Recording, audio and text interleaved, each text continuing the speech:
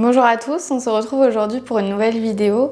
Aujourd'hui, je voulais aborder avec vous le sujet des cours de yoga et de pilates fusionnés et de vous dire un peu ce que j'en pense. Donc pour cette vidéo, comme je viens de vous le dire, je voulais aborder le sujet des cours de yoga et de pilates donc qui se fusionnent, savoir ce que j'en pense, ce que je peux dire là-dessus. Donc voilà, je vous laisse tout de suite avec la suite de la vidéo.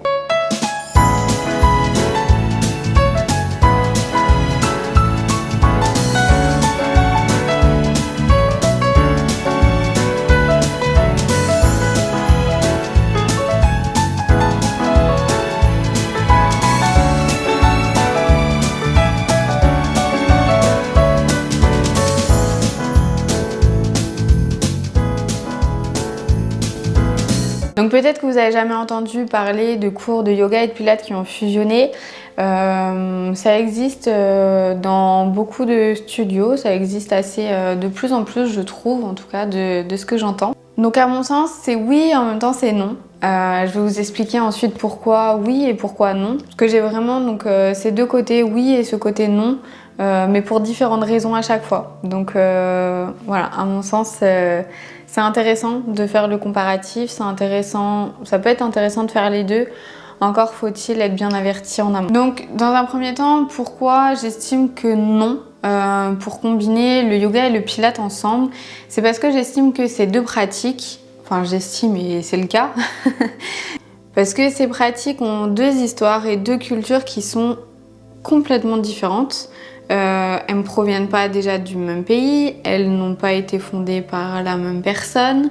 Enfin voilà, il y a beaucoup de différences à ce niveau-là, au niveau de la culture notamment, qui je trouve, au niveau du yoga en tout cas, c'est un point essentiel en fait. La culture, l'historique, la philosophie dans le yoga prend une place très importante.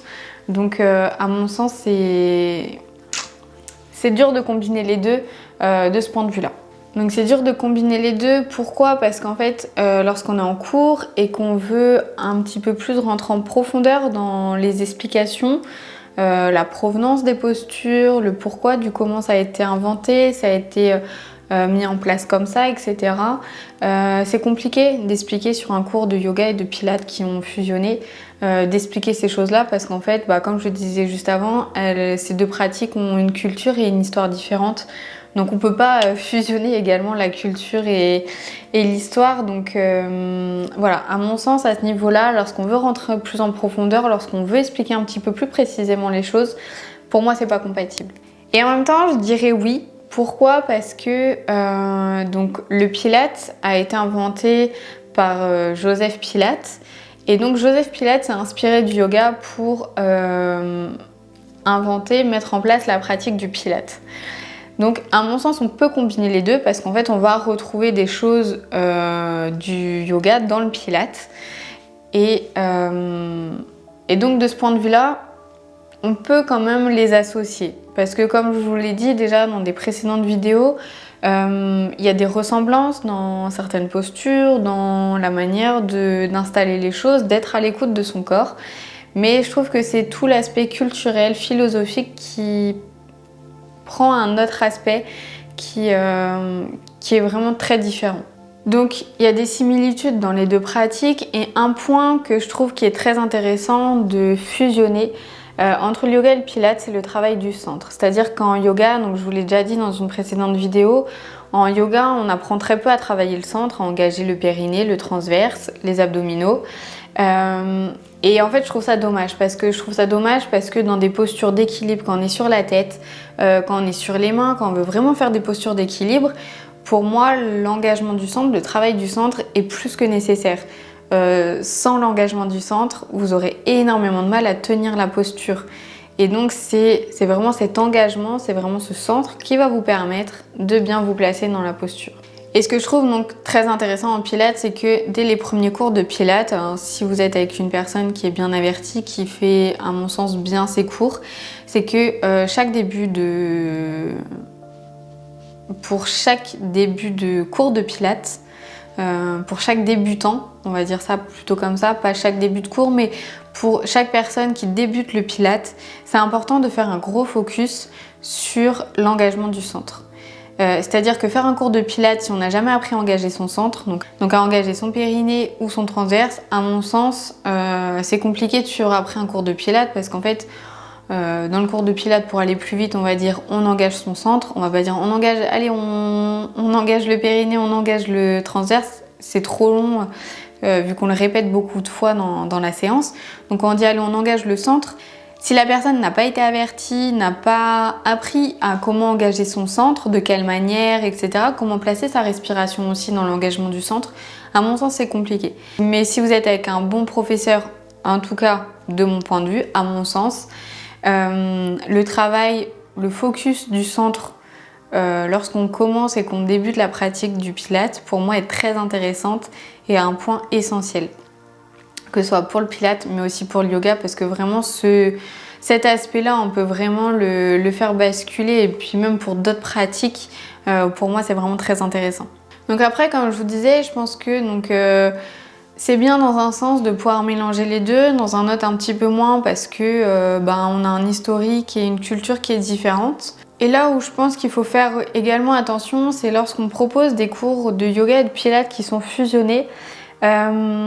C'est de faire attention à ce que ce soit bien spécifié, c'est-à-dire que les personnes sachent réellement ce qu'elles vont faire.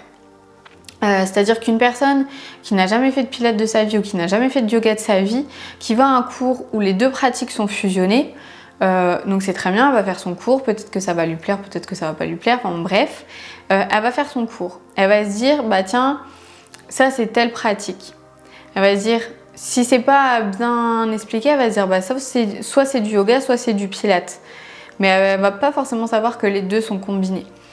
Et c'est là où je trouve entre guillemets un petit peu pas dangereux, mais un petit peu voilà, pas forcément très juste. C'est que du coup derrière, quand cette personne-là aura peut-être eu l'impression de faire que du yoga, enfin de faire du yoga, et qu'elle a peut-être fait une pratique qui est un petit peu jumelée avec les deux.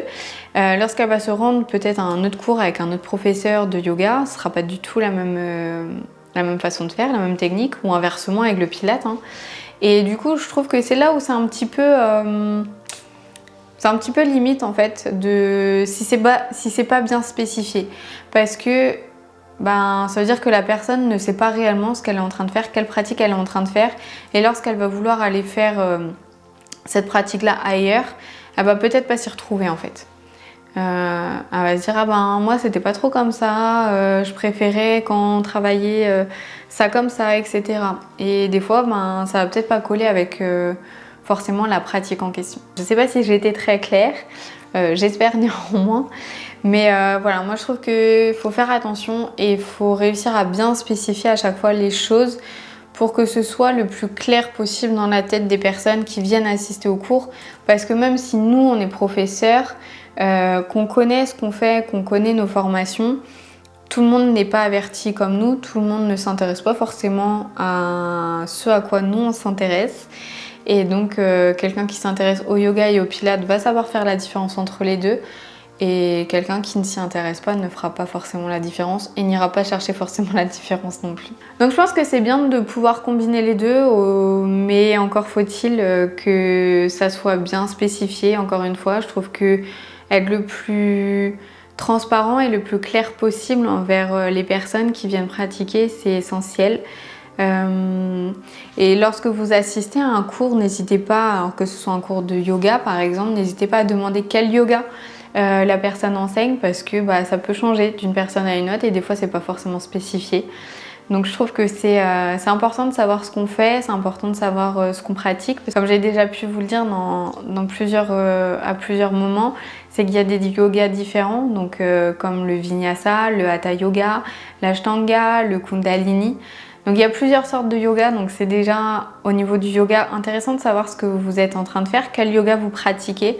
Et puis au niveau du Pilates, c'est essayer de se renseigner, savoir si c'est vraiment du Pilates ou si c'est pas combiné avec peut-être une autre pratique. Voilà, j'espère que cette vidéo vous a plu, ça a pu permettre d'éclaircir un petit peu certaines choses. Et puis je vous dis à bientôt pour une prochaine vidéo. Namasté!